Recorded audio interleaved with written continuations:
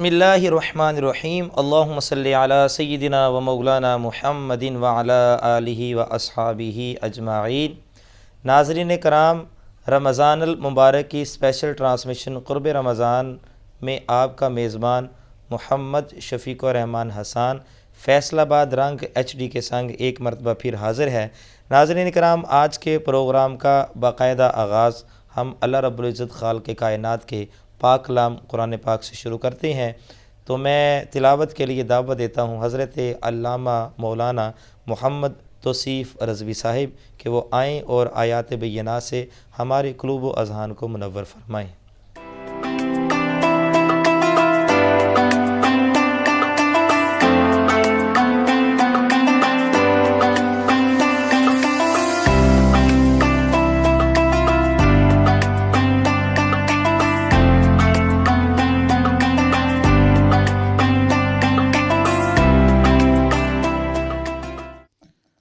أعوذ بالله من الشيطان الرجيم.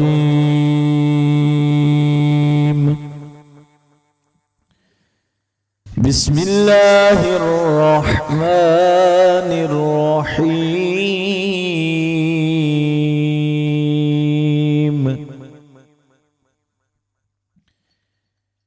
يا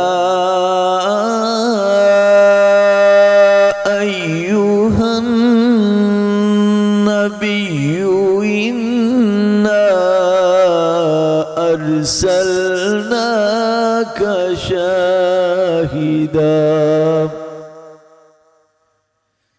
شاهدا ومبشرا ونذيرا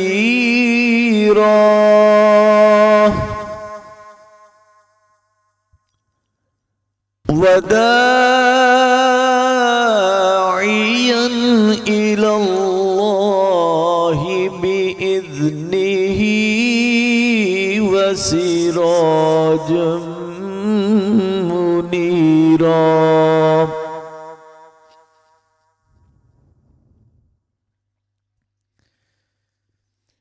يا أيها النبي إنا أرسلناك شاهدا ومبشرا ونذيرا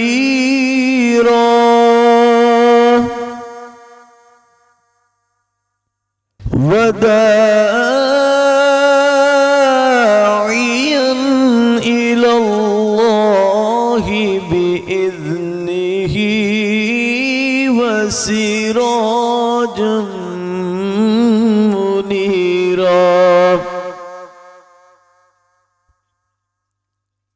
وبشر المؤمنين بأن لهم من الله فضلا كبيرا.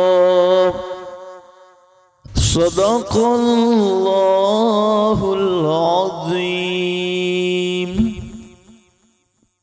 नाज़रीन कराम, तिलावत कलाम पाक के बाद मैं मौलाना मोहम्मद तौसीफ़ रज़वी साहब से ही गुजारिश करूँगा कि वो नात रसूल मकबूल सल्लल्लाहु अलैहि वालैहि वसल्लम पेश फरमाएँ।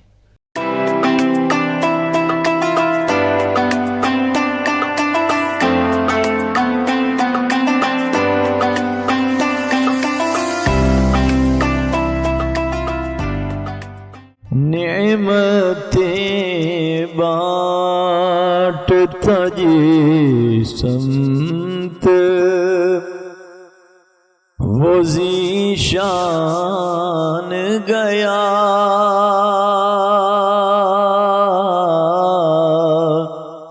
नेमतें बाँटता ये संत वो ज़ीशान गया. साथ ही मुंशिए रहमत का कलमदान गया. साथ ही منشی رحمت کا قلم دان گیا دل ہے وہ دل جو تیری یاد سے معمور رہا دل ہے وہ دل جو تیری یاد سے معمور رہا اور سر ہے وہ سر جو تیرے قدموں پہ قربان گیا سر ہے وہ سر جو تیرے قدموں پہ قربان گیا ساتھ ہی منشی رحمت کا قلم دان گیا انہیں جانا انہیں مانا رکھا غیر سے کام انہیں جانا انہیں مانا رکھا غیر سے کام للہ الحمد میں دنیا سے مسلمان گیا للہ الحمد میں دنیا سے مسلمان گیا اور جان و دل ہوش و خرد سب تو مدینے پہنچے جان و دل ہوش و خرد سب تو مدینے پہنچے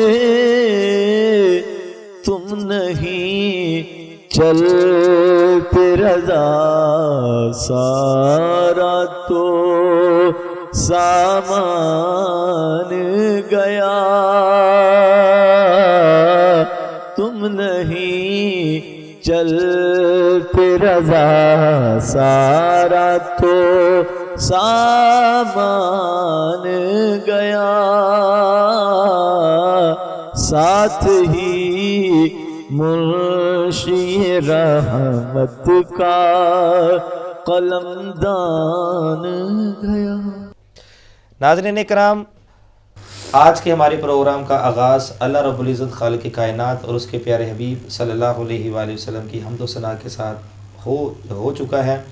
آج ہمارے جو مہمان بنے ہیں ہمارے نہایت ہی محترم مکرم حضرت علامہ مولانا محمد نعمان رضوی قادری، آپ سمندری شریف سے تشریف لائے ہیں۔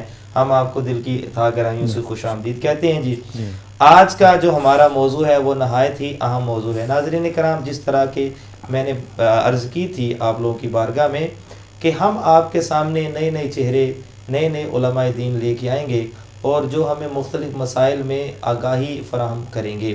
تو آج کا ہمارا موضوع نہایت ہی اہم ہے، وہ ہے اللہ کے پاک کلام کے بارے میں۔ قرآن پاک کے فضائل کیا ہیں، قرآن پاک کی فضیلت کیا ہے، اور اس کے ساتھ دیگر مسائل، ان کے اوپر ہم گفتگو کریں گے۔ تو میں علامہ صاحب کی جانب بڑھتا ہوں جی۔ آپ کا بہت شکریہ کہ آپ نے ہمیں وقت دیا۔ میرا آپ سے پہلا سوال یہ ہے کہ قرآن پاک کے فضائل بیان کیجیے۔ بسم اللہ الرحمن الرحیم۔ سب سے پہلے تو علامہ صاحب آپ کا اور آپ کے چینل کا، ساری ٹیم کا بہت شکریہ جی، جزاک اللہ، کہ جن کی وساطت سے ہم ایک اہم موضوع پر گفتگو کرنے کے لیے جمع ہوئے۔ اللہ تعالیٰ آپ کو برکتیں عطا فرمائے۔ دیکھیں، جیسے آپ نے کہا کہ یہ موضوع بڑا اہم ہے، تو کوئی بھی چیز ہے سب سے پہلے کلام ہے، کوئی بات ہے، اس کی اہمیت کا اندازہ متکلم کی ذات سے ہوتا ہے. جی جتنا متکلم زیادہ اہم ہے اتنا ہی زیادہ اس کے کلام کی اہمیت ہوتی ہے. بالکل. تو اس میں کوئی شک نہیں ہے کہ قرآن کریم اللہ تبارک و تعالیٰ کا کلام ہے. سبحان اللہ. سبحان تو جس طرح رب تعالیٰ کی مثال نہیں ہے، رب تعالیٰ کا کوئی ہمسر نہیں ہے، جی رب تعالیٰ کا ہم پلہ کوئی نہیں ہے، جی. اسی طرح قرآن کریم کی بھی کوئی کتاب کو ہم پلہ نہیں ہے. اللہ اکبر. تو یہ قرآن کریم ایز اگر کتاب دیکھیں تو سب سے پہلے آپ لائبریری میں جائیں، کسی کتب خانے میں جائیں، کتاب دیکھتے ہیں تو اس کے رائٹر کو دیکھتے ہیں. جی جتنا بڑا اس کا خوبصورت رائٹر ہوگا آپ فوری کتاب لے اس لیں کی گے، ویلیو اتنی زیادہ اتنی ویلیو اس کی زیادہ ہوگی. تو قرآن کریم کو تحریر کس نے فرمایا ہے، قرآن کریم کو نازل کس نے کیا ہے؟ قرآن کریم کے اندر سورہ 19ویں پارے میں اللہ تبارک و تعالیٰ ارشاد فرماتا ہے کہ انہ لتنزیل رب العالمین، اس کو نازل کرنے والی ذات رب تعالیٰ کی ہے. تو اس بات سے بھی اس کی اہمیت کا اندازہ ہے. اور شروع میں فرما دیا بسم اللہ الرحمن الرحیم الف لام میم ذالک الکتاب لا ریب فیہ، کہ یہ جو کتاب ہے نا جو ہم نے اس میں شک کی گنجائش دیکھیں نا، آپ کوئی بھی کتاب اٹھائیں گے نا جی دنیاوی، جی اس کے پہلے پیج پہ لکھا ہوگا جملہ حقوق محفوظ ہیں، جی. اس کے نیچے عرض ناشر لکھا ہوتا ہے. جی. کوئی غلطی ہو تو ادارہ کو مطلع ادارہ کریں، اعضاء کو مطلع کریں تاکہ آئندہ ایڈیشن میں اس کی توسیع کی جائے. تو یہ قرآن کریم کا اعجاز ہے. یہ قرآن کریم کا یہی تو ایک منفرد انداز ہے کہ سب سے پہلے پیج پہ یہی لکھا ہے لا ریب فیہ، پڑھنے والے اس میں شک نہیں ہے.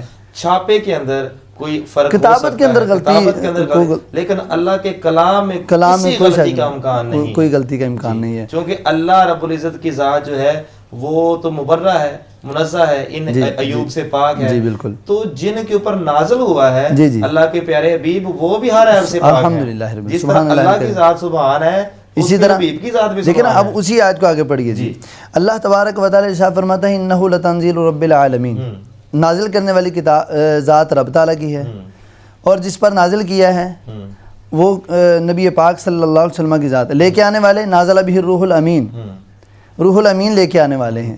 اور علی قلبک لتکون من المنذرین، یوں کہہ لیجئے قرآن کریم نے اپنا تعارف خود پیش کر دیا اور ارشاد فرمایا نازل کرنے والی ذات رب کی، لے کے آنے والے جبریل امین ہیں، اور یہ جو اس کو جس قلب اطہر پر نازل ہوا ہے وہ نبی پاک صلی اللہ علیہ وسلم کی ذات ہے.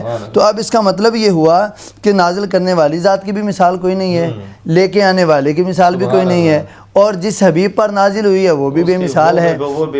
تو اسی طرح قرآن کریم برہان رشید بھی تا قیامت بے مثل و بے مثال ہے. سبحان اللہ. اور دیکھیے ہر ادارے کی آپ کسی جگہ پر چلے جائیں، اسکول کے اندر، کالج کے اندر، یونیورسٹی کے اندر آپ کے ہاتھ میں ایک پراسپیکٹس دی جاتی ہے. اس کے اندر سارے اصول و ضوابط لکھے ہوتے ہیں کہ کیا آپ نے کرنا ہے اور کیا نہیں کرنا.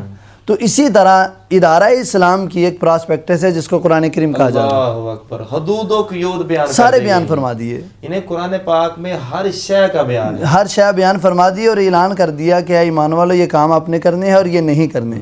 اور جو بندہ اس ادارے کے ساتھ وفادار ہوتا ہے وہ سارے کام کرتا ہے جو اس کو احکام دیے جاتے ہیں. تو صحیح مسلمان کے لیے بھی یہی حکم ہے کہ وہ جو قرآن کریم نے کرنے کا حکم دیا وہ کام کرے، اور جو نہیں جس سے منع کیا اس سے باز رہے. قرآن کریم کے اندر واضح ہے، فرمایا یا ایھا الناس قد جاءتکم موعظۃ من ربکم، یہ کتاب تمہارے لیے رب تعالیٰ کی طرف سے ایک نصیحت ہے.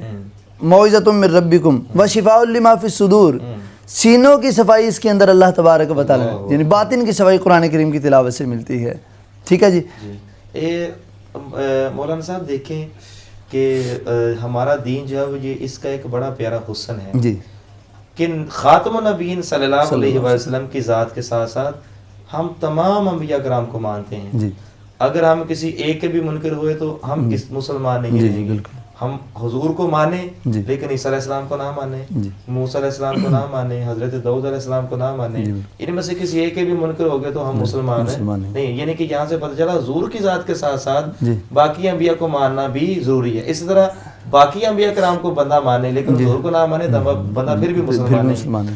اسی طرح جب ہم انبیاء کا احترام کرتے ہیں تو ان کے اوپر اترنے والے صحائف اور ان کے اوپر اترنے والی کتابیں، مثلا تورات ہے، زبور ہے، انجیل ہے، ہم اس کا بھی احترام کرتے ہیں. اب چونکہ اب اس میں تحریف ہو گئی ہے اور رد و بدل،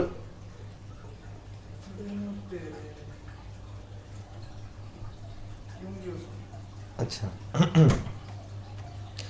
دیکھیں مولانا صاحب، دیکھیں مولانا صاحب کہ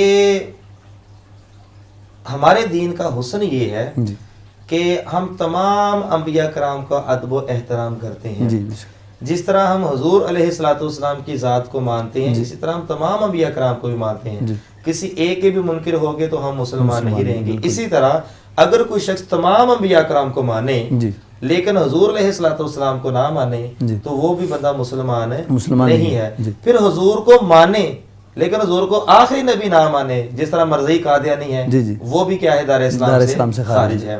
اسی طرح انبیاء کرام کے اوپر اترنے والی کتابیں جیسے حضرت داؤد علیہ السلام پر زبور اتری، حضرت موسیٰ علیہ السلام پر تورات اتری، حضرت عیسیٰ علیہ السلام پر انجیل اتری اور دیگر انبیاء کرام پر صاحب ہمارا ان کے اوپر بھی مکمل ایمان ہے بحمد اللہ تعالیٰ. دیکھیں یہی قرآن کریم کا اعزاز ہے، یہی میرے اسلام کا حسن ہے.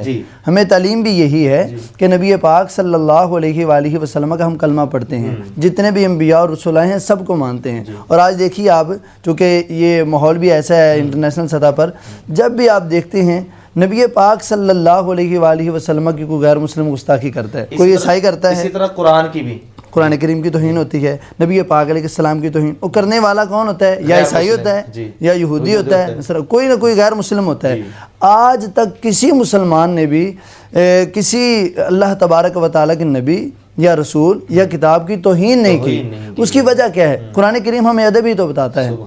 اور یہ میں پھر یہ چیز عرض کروں کہ قرآن کریم کے فضائل اور برکات یہ ایک بہت بڑا طویل موضوع ہے. اس کا ایک الگ موضوع ہے، برکات قرآن الگ موضوع ہے، تلاوت کی فضیلت ایک الگ عنوان ہے. قرآن کریم ہمیں سکھاتا ہے کہ یہ ایک الگ ٹاپک ہے، حلال حرام چیزوں کا یہ الگ ہے.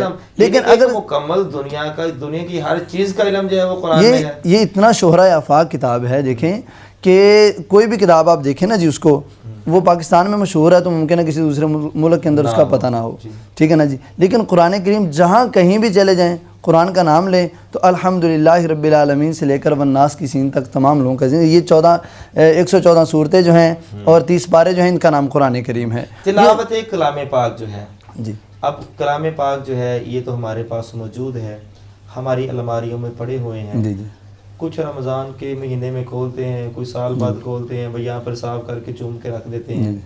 اصل تو یہ ہے کہ قرآن پاک کی تلاوت کی جائے، اس کے معنی اور مفہوم کو سمجھا جائے کہ قرآن ہمیں کیا رہا ہے. تو یہ ہمارے ناظرین کو بتائیے کہ تلاوت کلام پاک کے فضائل. سبحان اللہ الکریم. دیکھیں نبی پاک صلی اللہ علیہ وسلم کے فرامین اور قرآن کریم کی آیات یہ بے شمار ہیں اس کی فضیلت پر. سب سے پہلے تو یہ کہ ایک ایک حرف پر 10 نیکیاں ہیں. ایک بندہ پڑھتا ہے بسم اللہ الرحمن الرحیم الف لام میم، اچھا، تو اب اس میں 3 حرف ہیں.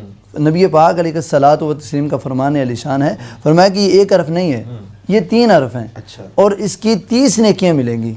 تو اب دیکھیے الف علیحدہ ہے، لام علیحدہ ہے اور میم علیحدہ، اور یہ ہے بھی حروف مقطعہ سے جس کا ہمیں معنی بھی نہیں پتہ، جس کا معنی نہیں پتہ ہے اس کو پڑھنے کی اتنی فضیلت ہے. تو جن کا معنی پتہ ہے اس کے اوپر عمل ہو جائے تو اس میں برکت کتنی ہے. اچھا، ایک حرف کے بدلے کتنی نیکیاں جی؟ 10 نیکیاں. اور رمضان کے مہینے میں تو 70 گنا زیادہ ہے.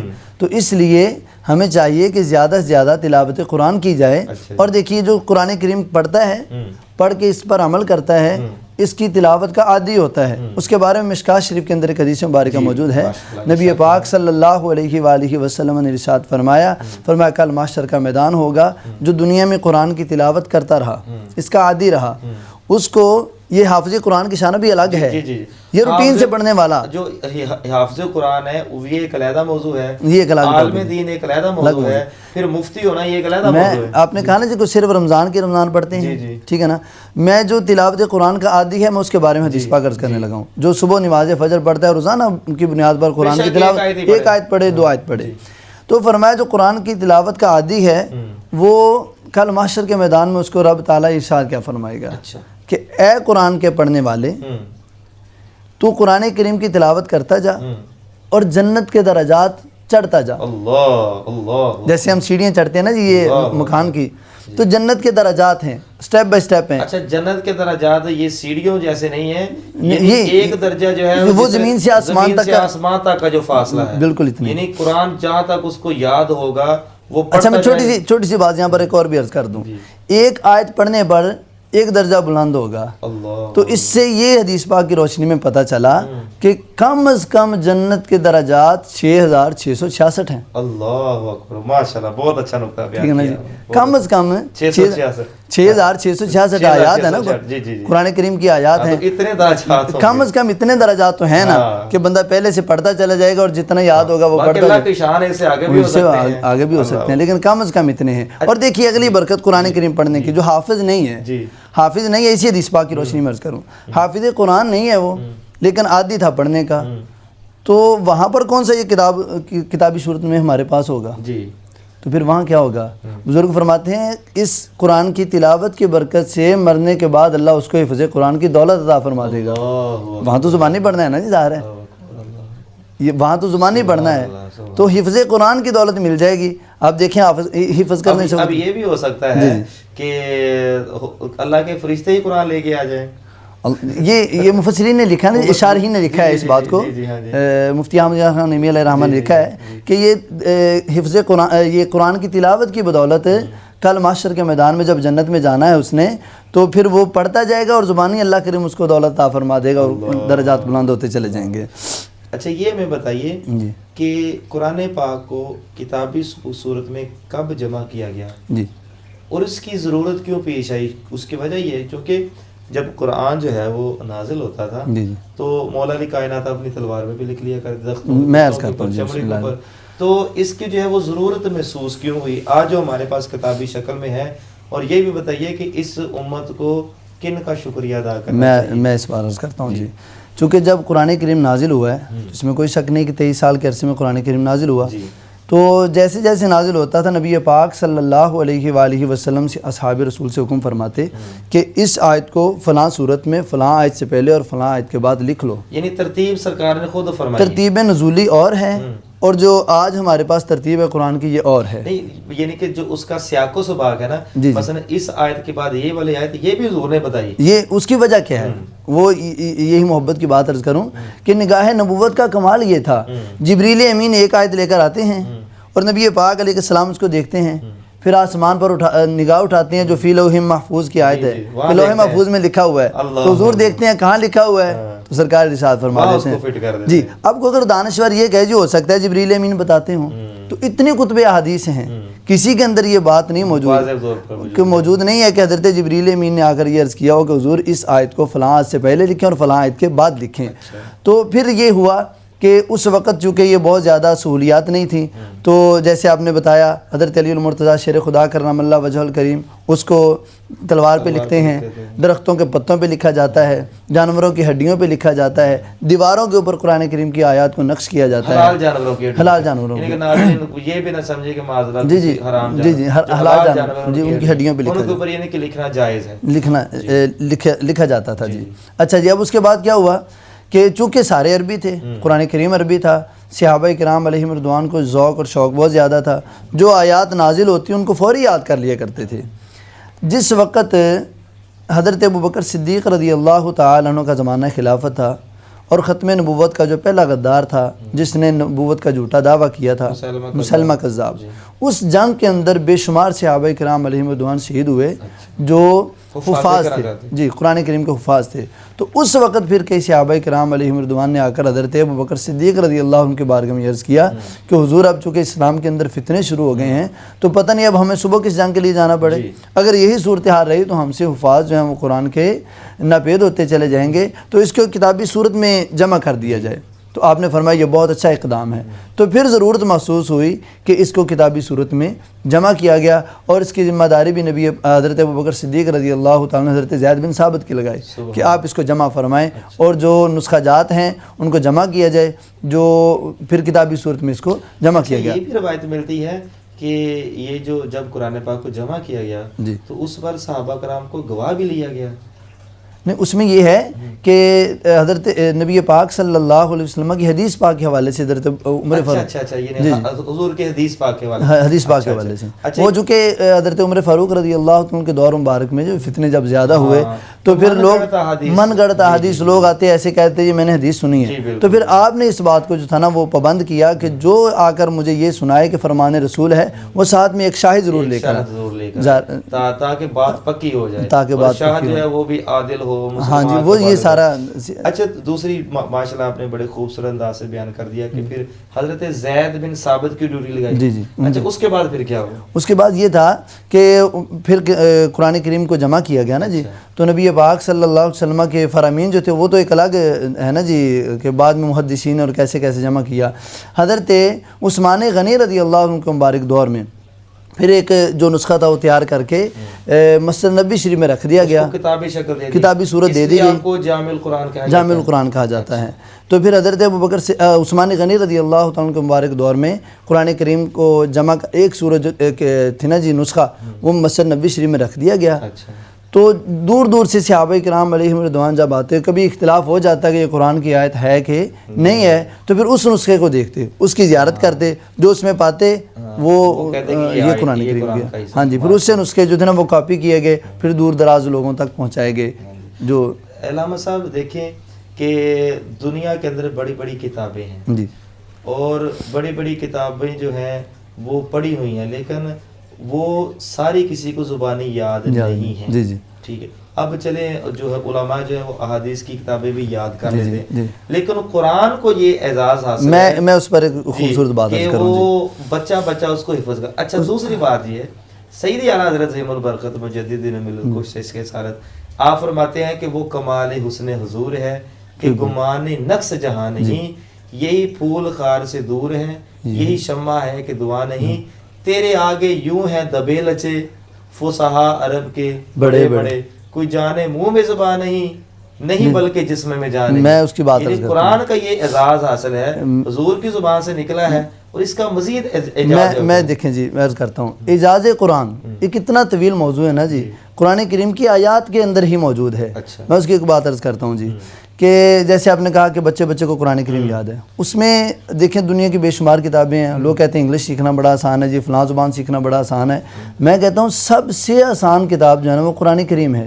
سمجھنا اس کو مشکل ہے, اس کی یاد کرنا کتنا آسان ہے.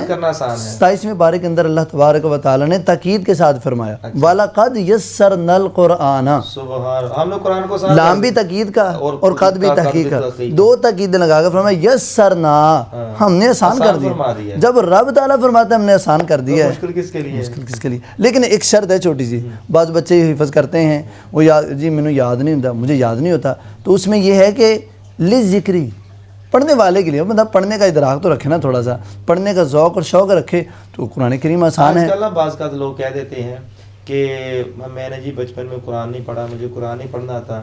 تو جب بچپن میں نہیں پڑھا, اب تو جوان ہو گیا تو تب پڑھ دے, بوڑھا بھی ہوگا تو تب بھی تجھے قرآن پاک پڑھنا چاہیے. اور پھر یہ بہانہ لگانا کہ نہیں جی میں ان پڑھ ہوں. یعنی قرآن کا یہ اعزاز حاصل ہے کہ اس کے لیے کسی ٹینس سیکھنے کی ضرورت نہیں, گرامر سیکھنے کی ضرورت نہیں, اور عمر کا بھی تقاضا نہیں ہے. عمر کا اول بات آ جائے تو آسانی سے بندہ جو ہے وہ دیکھیں قرآن کریم اتنا آسان ہے جی. اگر تھوڑا سا پیچھے دیکھیں ہم, جتنے بھی آسمانی کتابیں تھیں, صحیفے تھے وہ نازل ہوئے, تو وہ اقوام جو تھی, وہ قومیں جو تھیں, انہوں نے انبیاء کرام علی نبینا علیہم الصلاۃ والتسلیم سے بالمشافہ سنی وہ کتابیں.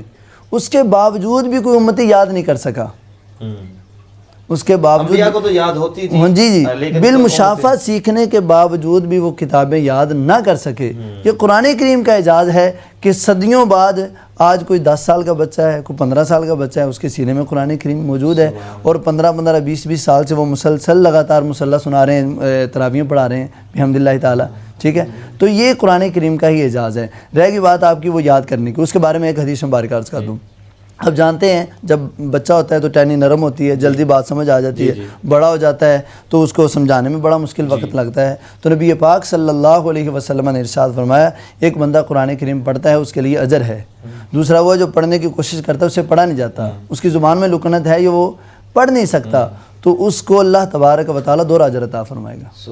ایک پڑھنے کا, ایک پڑھنے کا, دوسرا کوشش کرنے کا. اچھا علامہ صاحب, یہ جتنی بھی آسمانی کتابیں نازل ہوئی ہیں, ہمارا صاحب پہ کامل ایمان ہے, تو یہ اکٹھی نازل ہو گئی تھی. موسیٰ علیہ السلام کو کوئی طور پر اکٹھی جو ہے وہ تورات ملی, اسی طرح باقی انبیاء کرام.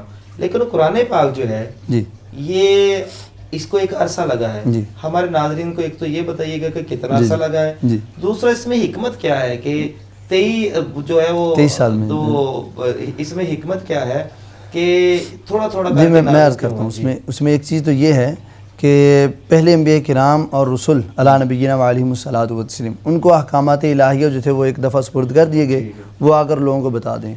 اس میں یہ تھا کہ لوگوں کو مشکل لگے، وہ بگوڑے ہو گئے، انہوں نے کہا جی ہم سے تو نہیں اتنے مشکل احکام پر عمل کیا جاتا۔ تو یہ 23 سال کے عرصے میں قرآن کریم مکمل ہوا۔ 23 سال، جی 23 سال کے عرصے میں یہ قرآن کریم مکمل ہوا۔ 40 سال میں حضور علیہ الصلوۃ اعلان نبوت فرمایا جی، اور 63 برس آپ کی عمر ہوئی، یعنی کہ خطبہ حجت الوداع اس وقت آخری آیت مبارکہ جو تھی الیوم اکملت لکم دینکم واتممت علیکم نعمتی ورضیت لکم الاسلام دینا۔ اچھا وہ آخری آیت مبارکہ اس کے بارے میں حکمت کیا ہے اس میں اس میں یہ چیز عرض کرتا ہوں۔ ایک تو یہ تھا کہ مسلمانوں پر آسانی ہو، 2 4 آیات جو اللہ کریم کے احکامات ہیں، جیسے جیسے ضرورت محسوس ہوتی ویسے ویسے قرآن کریم کی آیات نازل ہوتی ہیں۔ اور چونکہ اس بات میں کوئی شک نہیں ہے کہ نبی پاک صلی اللہ علیہ وآلہ وسلم کی عظمت اور شان جو ہے وہ سب انبیاء اور رسول سے الگ ہے، تو یہ بھی بتانا مقصود تھا کہ پہلے انبیاء کتاب لینے کے لیے کسی نہ کسی مقام پر گئے، جیسے حضرت موسیٰ علیہ السلام کوہ طور پر گئے، تو نبی پاک علیہ الصلوۃ والتسلیم کی شان یہ ہے، حضور غار حرا میں جاتے ہیں تو جبریل امین وہاں لے کے قرآن جاتے ہیں،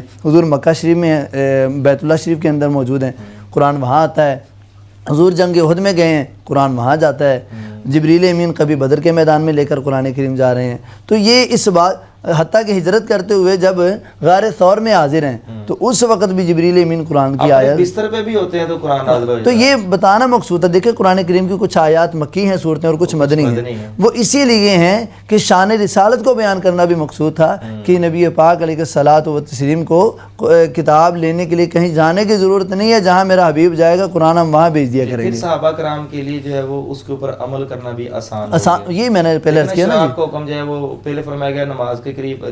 جی میں عرض کرتا ہوں نا، میں نے عرض کیا کہ آسانی کے لیے پہلے حکم ہوا کہ شراب سے روک دیا گیا کہ جب تم نماز کی قریب جانا ہے تو اس وقت تم نے نہیں پینی، چونکہ یہ عرب کا دستور تھا۔ جیسے آج ہم کوک سپرائٹ وغیرہ پیتے ہیں نا جی کھانے میں، اس طرح وہ شراب کو پیا جاتا تھا جی، وہ ایک مہمان نوازی سمجھی جاتی تھی۔ جیسے ہمارے یہاں کو مہمان آتا ہے ہم اس کو کوک دیتے ہیں یا کوئی ڈرنک دیتے ہیں، کوئی چیز دیتے ہیں، مشروب دیتے ہیں، تو وہ بھی اسی طرح مشروب تھا ایک جو سمجھا جاتا تھا۔ لیکن سب سے پہلے منع کیا گیا یا ایھا الذین آمنوا لا تقربوا الصلاۃ وانتم سکارا، یعنی کہ اگر ایک دم منع کر دیجیے تھا تو وہ مشکل ہوتا۔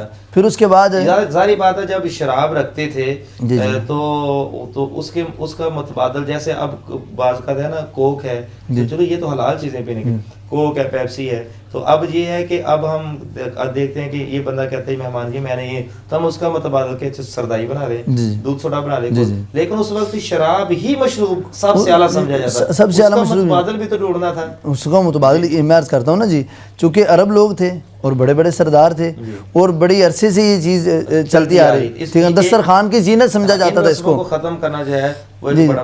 ناظرین کرام کو کوئی پیغام کیا دینا چاہیے؟ میں عرض کرتا ہوں قرآن کے حوالے، قرآن کریم کے حوالے سے یہی عرض کروں گا کہ قرآن کریم کتاب ہدایت بھی ہے، قرآن کریم اللہ تبارک و تعالیٰ کی طرف سے جیسے میں نے عرض کیا پراسپیکٹس بھی ہے، اس کو پڑھنا چاہیے اور اس کی تلاوت کا معمول بنانا چاہیے۔ ایک ہمارے ہاں چیز ہے جو پائی جاتی ہے، جو کمی ہے کہ ہم نے قرآن کریم کو رکھا ہوا ہے صرف جب کوئی خدا نہ خواستہ قسم اٹھانی ہو، ٹھیک ہے نا، اس وقت خدا نہ خواستہ بیٹی کو رخصت کرنا ہو اس وقت، اور پھر تیسری بات جب خدا نہ خواستہ کسی کی جان نہ نکلتی ہو تو اس وقت یہ اے قاری صاحب زندگی دینے، میں یہ عرض کروں قرآن کریم تو مردہ دلوں کو زندہ کرنے کے لیے آتا ہے، اس میں کوئی شک نہیں ہے کہ جب قرآن کی تلاوت کی جائے تو نظم ثانی، لیکن اس کا مطلب یہ نہیں ہے کہ اس کے نازل کی جائے کہ قرآن پڑھو۔ وہ ایک مولانا صاحب ہمارے وہ بڑا خوبصورت جملہ کہتے ہیں، وہ کہتے ہیں بھائی یہ قرآن ہے، موت کا ٹیکہ نہیں ہے، ٹھیک ہے نا، یہ قرآن کریم ٹھیک ہے نا، یہ موت کا ٹیکہ نہیں کہ اس کو مرنے کے وقت پڑھا جائے، اس کو زندگی میں پڑھا جاتا تو ویسے ہی آسانی ہو جاتی موت کے وقت، تو اس لیے اس کی تلاوت کا معمول بنایا جائے، تو اس کا جو ہے نا وہ اپنے بچوں کو کم از کم کسی کو حافظ قرآن بنایا جائے۔ دیکھیں قرآن کریم برہان رشید ہے، اللہ تبارک و تعالیٰ کی لاریب کتاب ہے، اس کے اندر ہر طرح کے احکام موجود ہیں۔ میں یہی اپنے ناظرین کو عرض کروں گا کہ اور کچھ نہیں تو کم از کم نماز فجر کے بعد 1 2 3 آیات بینہ جی کچھ نہیں زیارت ہی کر لیا کریں جی، اور اس کی تلاوت کی برکت دیکھیے، نور قرآن کی برکت یہ ہے جب یہ سینوں میں آ جاتا ہے تو باقی کتب بھی ہیں لیکن آج ان کا نام و نشان بہت کم ہے، لیکن نور قرآن کی برکت یہ ہے، یہ اس کا اتنا نور پھیلا ہے کہ ساری دنیا جانتی بھی ہے، اور برکت یہ ہے کہ کل قیامت کے دن حدیث پاک میں آتا ہے کہ 120 صفحے ہوں گی پوری کائنات کے لوگوں امتوں کی، اور سارے جنتی ہوں گے، سارے جنتی ہوں گے، ایک جنتیوں کی 120 صفحے ہوں گی، ان میں سے جو قرآن سے ہدایت پانے والے ہوں گے نا ان کی صفحے 80 ہوں گی، اللہ اکبر، یعنی حضور علیہ السلام کی امت مبارکہ جو ہے۔ بہت شکریہ علامہ صاحب، آپ نے ہمیں اپنا قیمتی وقت دیا۔ ناظرین کرام، بڑے اہم مسائل اور بڑی اہم گفتگو کے اوپر ہم نے آج بات کی ہے۔ اللہ رب العزت ہمیں علم نافع سیکھنے اور سکھانے اور اس کے اوپر عمل کرنے کی توفیق عطا فرمائے۔ ہمارے پروگرام کا وقت جو ہے وہ ختم ہوا چاہتا ہے۔ اگلے پروگرام میں نئے موضوع کے ساتھ اور نئے مہمان کے ساتھ ہم حاضر ہوں گے۔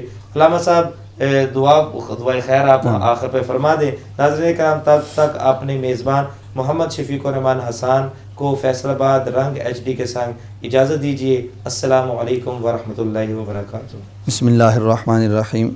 اللہم صلی علی سیدنا و مولانا محمد وعلی آل سیدنا و مولانا محمد وبارک وسلم وصلی علیہ۔ ربنا ظلمنا انفسنا وان لم تغفر لنا وترحمنا لنکونن من الخاسرین۔ یا عزیز یا غفار یا رب العالمین۔ مالک مولا نبی پاک علیہ الصلوۃ والتسلیم کا صدقہ ہماری حاضری کو قبول فرما، جو پڑھا سنا قبول فرما کر اس کو ہم سب کے لیے ہدایت کا ذریعہ بنا، عمل کرنے کی توفیق عطا فرما۔ ربنا اننا سمعنا منادی ینادی للایمان۔ صلی اللہ تعالی علی حبیب خیر خلقہ سیدنا و مولانا و شفیعنا محمد۔